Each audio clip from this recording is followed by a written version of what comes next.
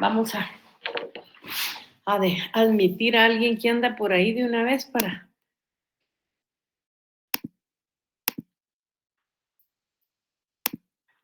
Bueno,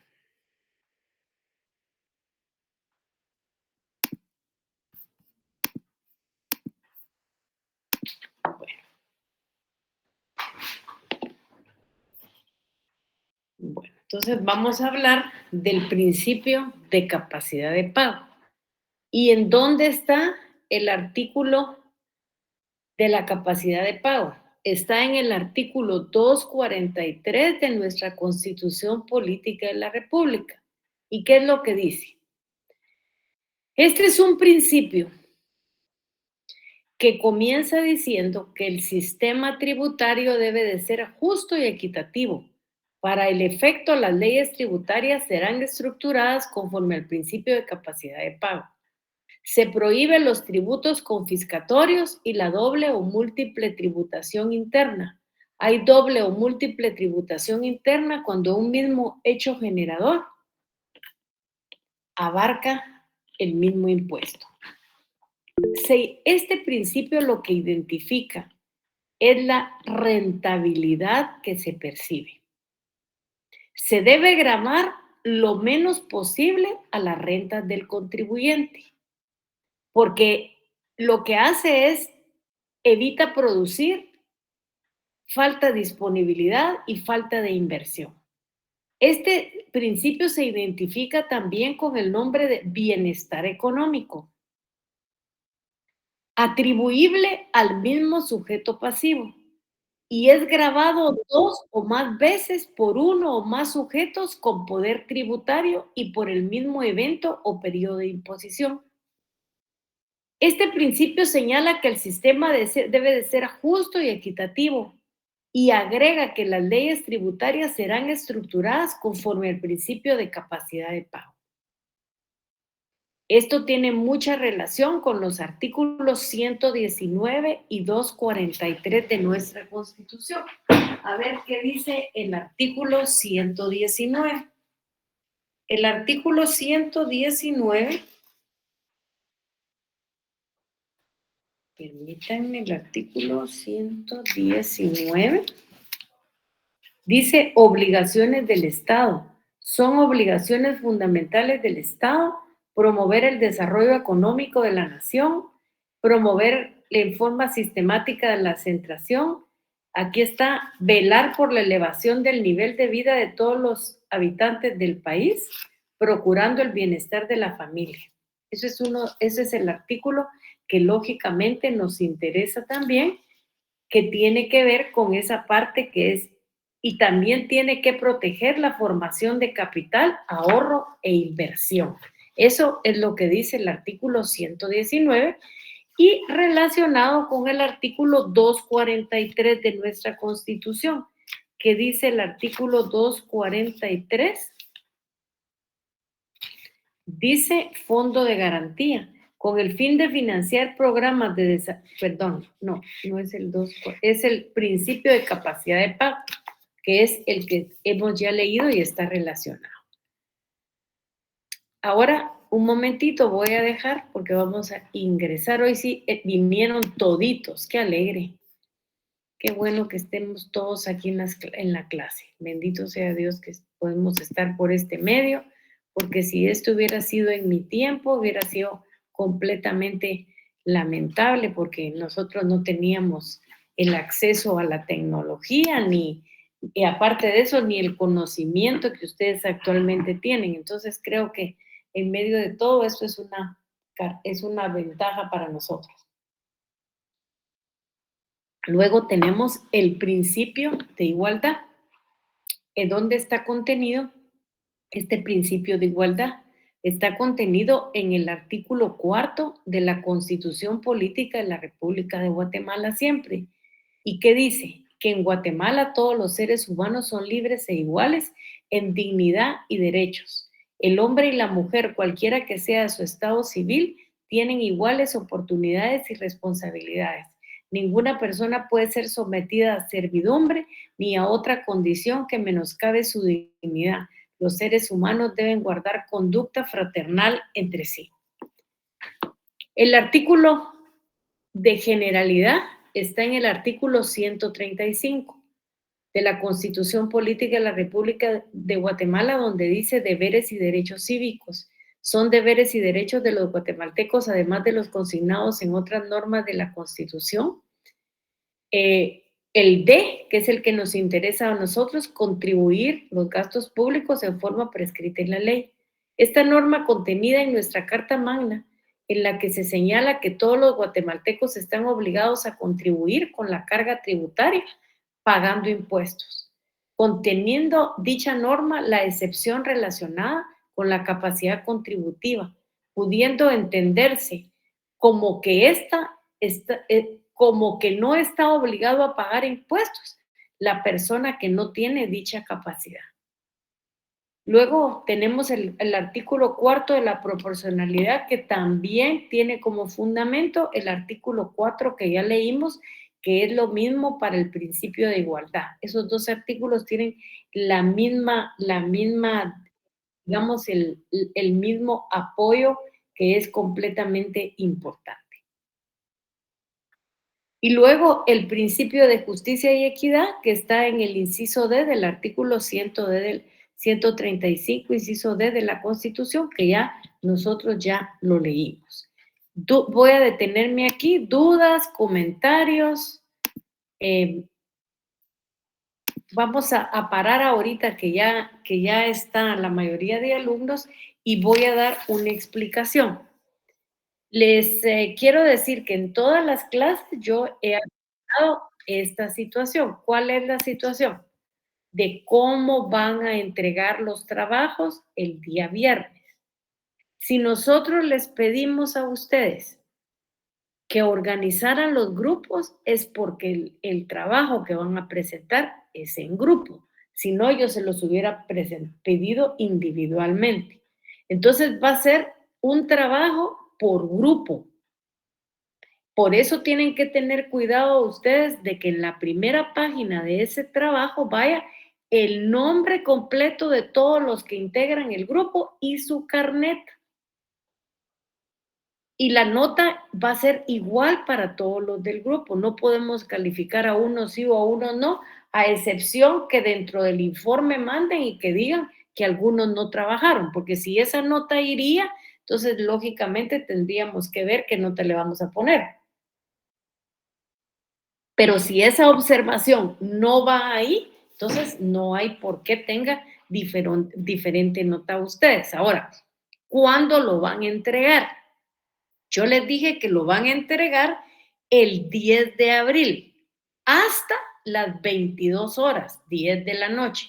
Les dije también que por favor se traten de enviarlo antes, porque al final esto es una máquina. Ustedes saben que es una máquina, y ya cuando hay muchas personas los sistemas se saturan. Entonces tenemos que evitar ese inconveniente, y también tienen que calcular. No me lo vayan a poner ustedes a las 10 de la noche del lado suyo, porque a mí me va a llegar a las 11. Y si me llega a las 11, yo ya no se los voy a calificar. Entonces, esos son los aspectos que tienen que cuidar. Yo no sé si las personas de extemporáneo ya están por aquí, que ya leí varias veces su nombre y no me contestan. Hay 4 personas con extemporáneo de la sección A. Lady Raguex Acabal.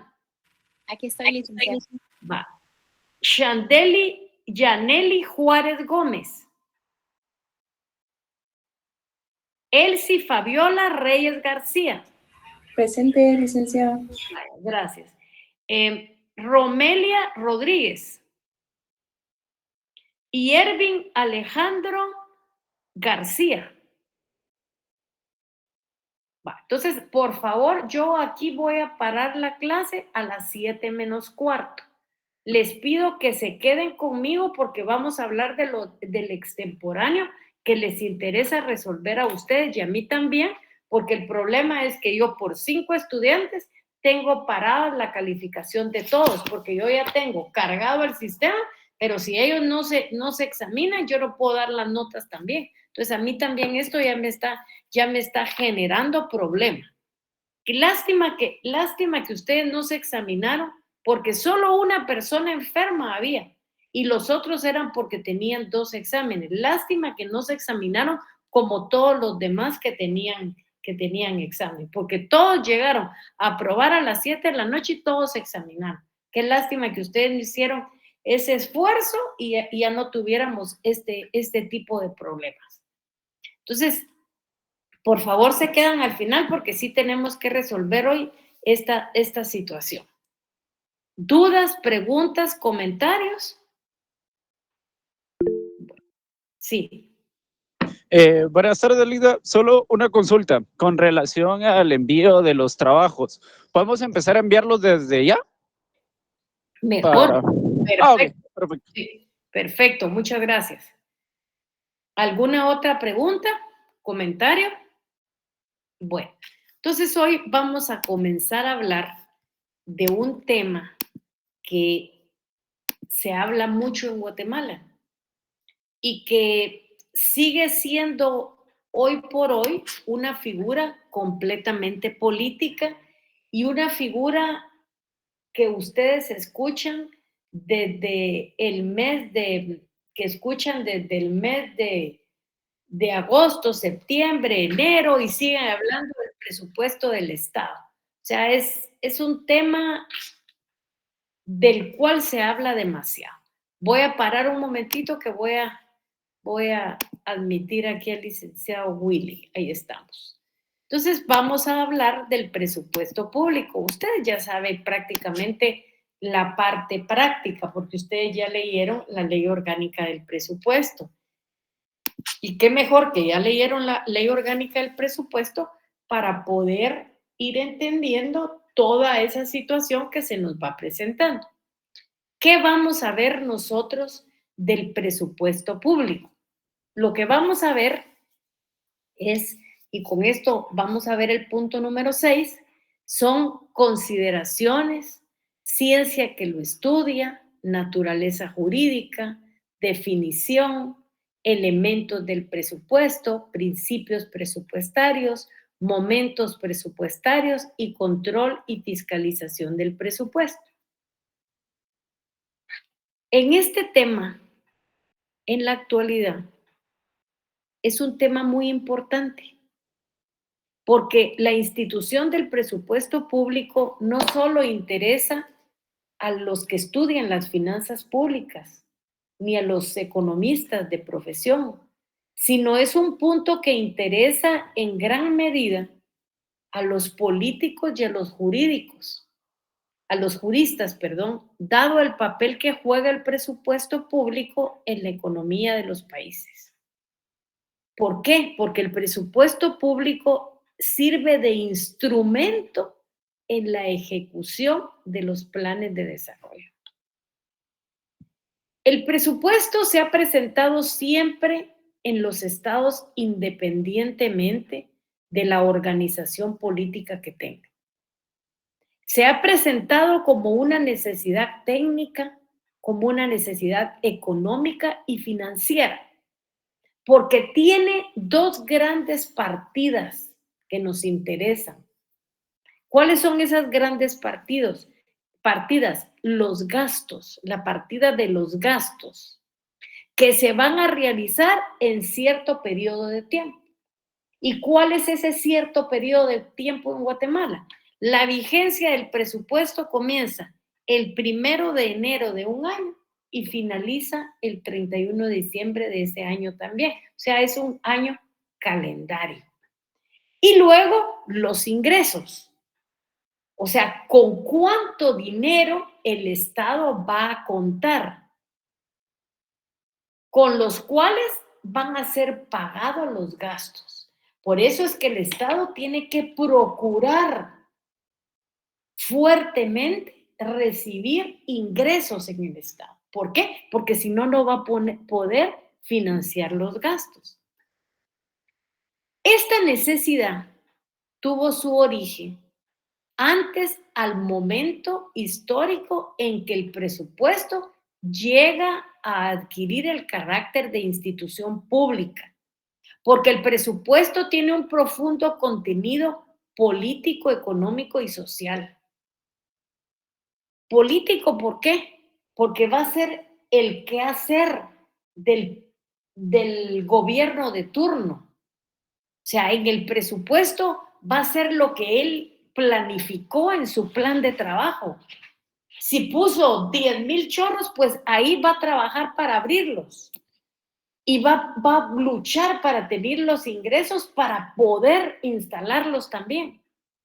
Económico, ¿por qué? Porque tiene esas dos grandes partidas, ingresos y gastos, y lo que se persigue es la satisfacción de las necesidades de la población y elevar el papel económico de nuestra sociedad que cada día está más endeudada.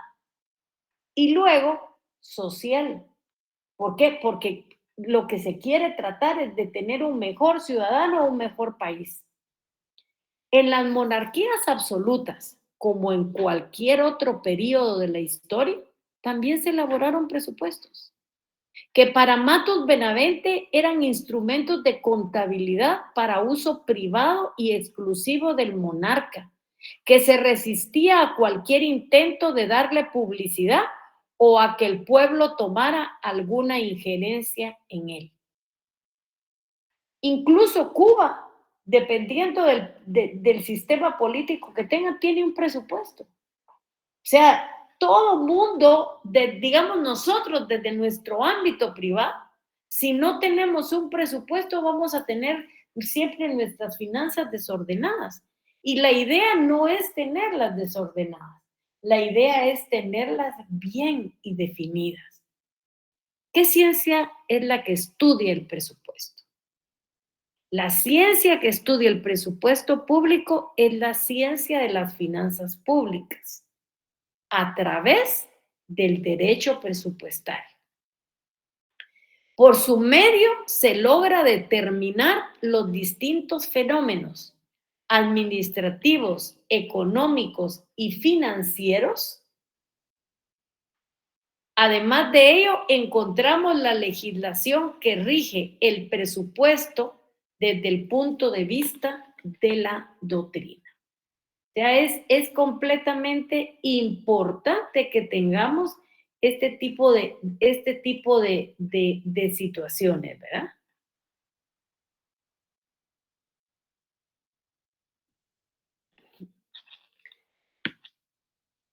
Entonces, por su medio, dice, se logra determinar los distintos fenómenos administrativos, económicos y financieros. Para ello encontramos la legislación que rige el presupuesto desde el punto de vista de la doctrina. ¿Cuál es la naturaleza jurídica? A lo largo de la historia, la naturaleza jurídica del presupuesto ha sido un tema sobre el cual han discutido muchos tratadistas de varias nacionalidades. Han discutido los italianos, los alemanes, los franceses, estudiándose al respecto tres corrientes bien diferenciadas a saber. La primera corriente, que considera al presupuesto como un acto administrativo en forma de ley. Y entre los estudiosos seguidores de esta corriente estaban Jesse y Duguit, tal como hace referencia Giuliani von Rusch en su libro Derecho Financiero, quienes basan sus apreciaciones en el hecho de que en el presupuesto no se encuentra la norma general, impersonal, imperativa y sobre todo que no encuentra la sanción por su observancia. Es decir, que el presupuesto es un acto de administración económica del Estado. Y aún en el caso de que termine su vigencia y no se hubiera autorizado el siguiente, no por ello interrumpe la actividad del Estado ni el movimiento económico del mismo. Porque el hecho de que en el Congreso de la República no se pongan de acuerdo en la aprobación de un presupuesto, no quiere decir que nosotros podamos cerrar la puerta del Estado y decir, bueno, vamos a esperar entonces que se pongan de acuerdo y que lo autoricen. No, porque hay actividad del Estado que es impostergable el pago de salarios y sueldos. Eso es importantísimo. Los que comparten esta teoría basan también sus conocimientos en el hecho de que lo único que hace el organismo legislativo es autorizar al Ejecutivo para recaudar ingresos y efectuar gastos, limitando su campo de acción a lo autorizado, pero dejando en libertad de realizarlo en la forma que considere más conveniente. La segunda corriente. La segunda corriente es la que considera que el presupuesto es un acto condición del legislador, que determina la actuación económica del Ejecutivo, negando al igual que los anteriores que el presupuesto tenga características de una ley. Esta corriente considera que los ingresos del Estado no se establecen ni se autorizan con la emisión del presupuesto, ya que estos han sido establecidos con anterioridad por otras leyes, de tal manera que el presupuesto constituye una condición para que puedan percibirse los ingresos. En lo relacionado con los gastos, que es la otra partida del presupuesto, tampoco lo consideran como una ley, pues los gastos o pagos no se hacen en virtud del presupuesto, sino en virtud de situaciones, obligaciones o vínculos jurídicos que han nacido con independencia a la emisión del mismo. Amplían esto considerando de que no pueden efectuarse gastos o pagos que no estén contenidos o autorizados en el presupuesto. Es simplemente la condición para que estos puedan realizarse. Y la tercera corriente. La tercera corriente es la que considera el presupuesto como una ley, con efectos jurídicos desde los puntos de vista material y formal. Y esta corriente tiene entre sus defensores a Jaenel, Engrosso y Fonrush. Esta corriente asegura que el presupuesto es una ley en sentido formal, ya que es emitido por el organismo legislativo, puesto que dicho organismo recibe un proyecto de ley, como se dice en cualquier otra materia, sometiéndolo a discusión, teniendo incluso la facultad de modificarlo. Desde el punto de vista material, también consideran al presupuesto como una ley, porque reúne las características de generalidad, impersonalidad, normatividad, inoperatividad, todo lo anterior, sin dejar de reconocer que el presupuesto es una ley subgéneris. ¿Qué quiere decir eso? Que tiene características propias. Yo les hago una pregunta. ¿Ustedes con qué corriente están de acuerdo? ¿Con la primera, con la segunda, con la tercera? A ver, quiero ir por ahí. ¿Con qué corriente están ustedes de acuerdo? Yo con la tercera, Lidia. Ajá, ¿y por qué? Porque prácticamente para modificar el presupuesto debe haber una negociación en el Congreso o a rango de altos funcionarios. Bueno, y lo primero y lo más importante es que para nosotros el presupuesto lo aprueba el Congreso de la República. Y cuando lo aprueba el Congreso de la República y lo sanciona el presidente de la República, es publicado y es una ley. Para nosotros, efectivamente, el presupuesto público es una ley. Perfecto. Gracias, muy amable. Un anuncito, voy a ingresar a alguien que está por aquí.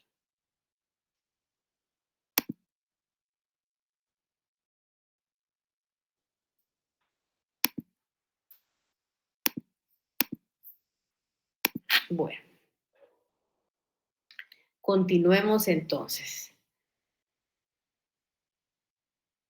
Bueno.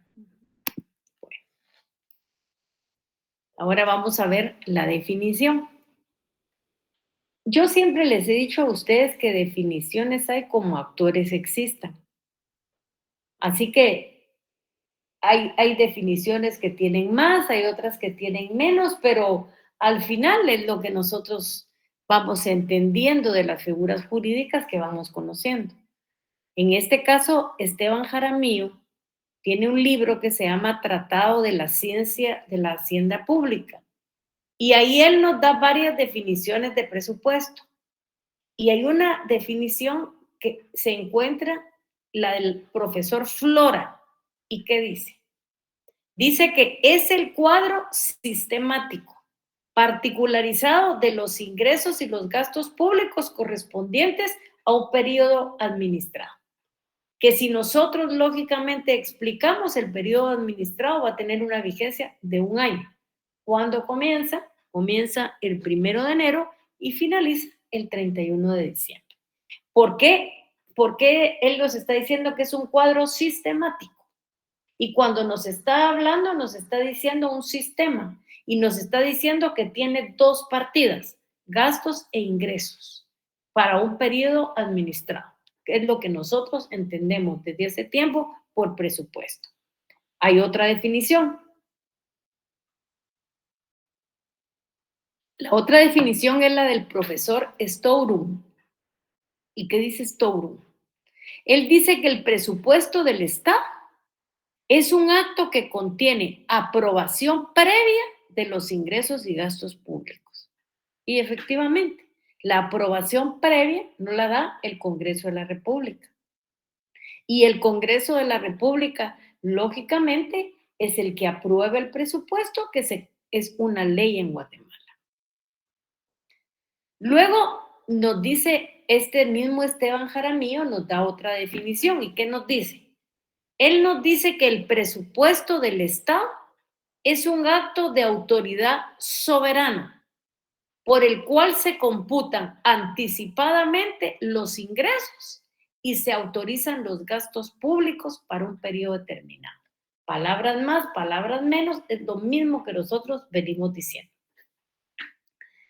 El presupuesto, ¿qué es? Digamos, si nosotros ya queremos entrar así a la curiosidad de qué es y cómo lo debemos de entender. Es una forma de asignar cantidades específicas de recursos dinerarios disponibles para ser ejecutados. Es decir, por ejemplo, al Ministerio de Agricultura le voy a dar ¿cómo se llama esta cosa? Le voy a dar para fertilizante 10 millones. Y así, con esos 10 millones va a tener que cubrir el territorio nacional y va a tener que comprar todos. O sea, lo que también tenemos que tener claro es que el Estado tiene un órgano de planificación. ¿Y cuál es ese órgano de planificación? Es la Secretaría de Planificación y Programación de la Presidencia de la República.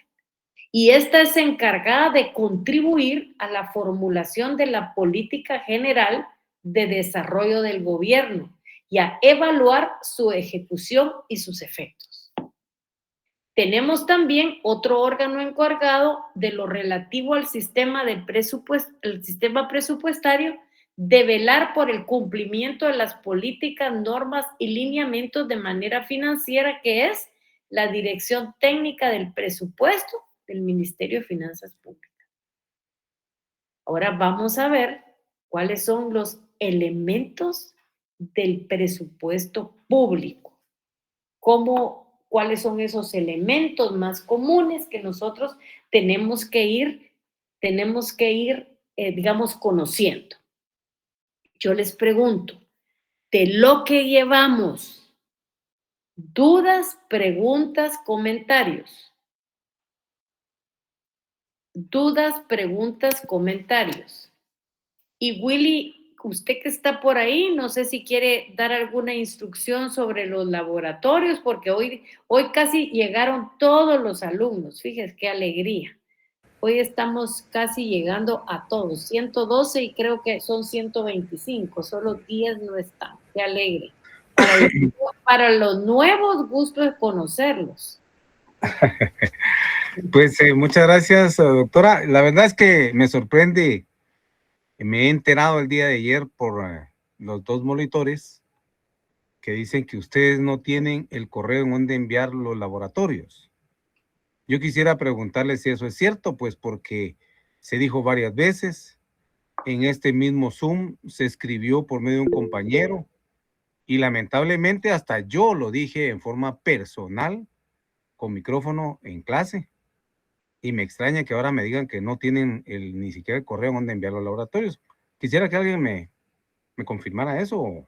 Por ahí está Priscila Pimentel, vi que estaba ahí. Hola, buenas noches, licenciados, mucho gusto saludarles. Hola, gracias. Yo, de hecho, sí apunté un correo que el licenciado dictó, Ahí decía está, ahorita ya lo pusieron aquí. Derecho Financiero, sección A, @gmail.com. Solo Ajá. sería de corroborar que sí sea ese, ¿verdad? Sí, ese es. Derecho, ahí está puesto, Derecho Financiero, sección A, @gmail.com. Miren, con eso me confirman que realmente ustedes sí asisten a clases, pues. Ahí está, sí lo tienen, ¿verdad? ahí está, ahorita Ahí ya lo tienen. puso Ojalá el que, favor. por favor, la persona que lo puso, muchas gracias. Ojalá que lo apunten. Ujú. Y si no lo han Que lo apuntado, tengan ahí presente, lo ¿va? pueden ahorita en el chat, ahí está. Nos hizo favor Flavio Gutiérrez y nos hizo favor Juan Manuel Canil. Hola, Gracias. Lick, buenas noches, ¿cómo está? Hola, bien, Sí, gracias. esa era mi pregunta, Lick. Yo soy el que le ayuda ahí con los Sí, compañeros. sí, gracias. Es que Ajá. puse que yo lo tenía apuntado, pero quería corroborar que sí estuviera correcto escrito, ¿verdad? Por eso es Sí, de que ahí yo está no bien. había informado de tal Derecho manera. Financiero, sección A, @gmail.com. Entonces, ahí estamos con el correo, Lick. Vaya, muchas gracias. Bueno, Entonces, muchas gracias. Ojalá que lo tomen en cuenta. El trabajo, por favor, se manda en grupo. Tienen que poner un listado de los integrantes nuevamente para corroborar el listado que ya nos dieron. No puede haber más de los que ustedes ya pusieron, por favor. Y de igual forma, la cantidad de laboratorio que se les envió. Y obviamente la doctora en su momento va a hacer la calificación en grupo, ¿verdad? Esperamos en Dios que no haya ningún inconveniente, que todos hayan colaborado, que hayan trabajado en equipo, que eso es lo que se necesita, ¿ah? Que todos aprendan. Solamente, doctora. bueno, entonces en el grupo está compañero ese, Álvaro María Martínez, ¿qué es lo que nos dice? En el grupo está compañero. ¿Cómo entendemos ahí nosotros eso? Creo que lo que está tratando de decir es que en otro grupo está el correo que se... Ok, va, perfecto. Bueno, entonces, si ya no tenemos ninguna pregunta, yo les pediría un favor. Nos vamos a quedar aquí de la clase, pero necesito que se queden las personas del extemporáneo, por favor, porque necesito aclarar esos aspectos. Entonces, si ustedes fueran tan finos, yo voy a cerrar la clase y las del extemporáneo intentan volver a entrar porque si no va a ser imposible. Se quedan todos aquí y entonces se nos vuelve un relajo. Aunque ya está bajando, si quiere que todos salgan, entonces ahí tomamos nota. Entonces, les suplico, por favor, gracias, feliz noche, muchas gracias. Licenciada, solo para comentarle ya por último, hay una compañera que se llama Elizabeth Tahuite Alonso. Ella se comunicó directamente conmigo y yo con el licenciado Willy, porque ella necesita apoyo para poderse hacer el extemporáneo. Pero ¿sabe cuál es el asunto? Que el extemporáneo hay que solicitarlo. Y a mí no me entregó ninguna solicitud. Lo que pasa, licenciada, sí, yo eso lo tenía. O sea, yo entre lo que me mandaron de la coordinación, yo no tengo ninguna persona con esos apellidos. Ahora dígame una cosa, ¿cuál es la razón por la cual ella está solicitando el examen? Exactamente, ¿cuál es el asunto? Se recuerda que yo le mandé el audio que ella nos compartió donde indicaba de que a ella la cambiaron de sección. Ella aparecía en una sección y ahora aparece en la sección A. Sí, lo platiqué, doctor. Pero ella lo tiene documentado. O sea, Sí, eso del cambio de sección lo tiene. Sí, licenciada, ella tiene donde aparecía ya en la sección donde ella se practicó el examen y al momento de que ella revisa las notas. Está levantando la mano ella también ahí. Ella ya aparece ahora en la A. Entonces, hágame un favor, que se quede también ella al final y vamos a ver el caso de ella también. Entonces, les pediría que salgan todos y que se queden solo los que necesitamos, porque el tiempo que tenemos sí es limitado, porque tengo que comenzar la clase a la otra. Por favor. Gracias. Que se quede aquí, vamos a ver.